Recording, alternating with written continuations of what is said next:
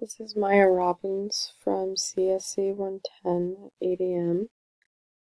and I did the wrong chapter, so I'm doing it now. So the turtle clock for question 12 was rather difficult, and I tried looking at different blogs and trying to do it on my own. Doing it on my own did not work.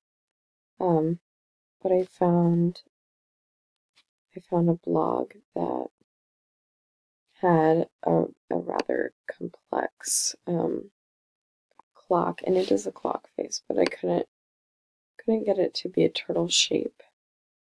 So what I ended up getting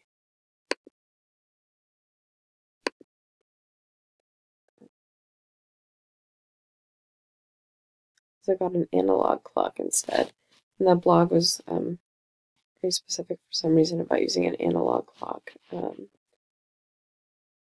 I actually kind of like the look of it better. It's a very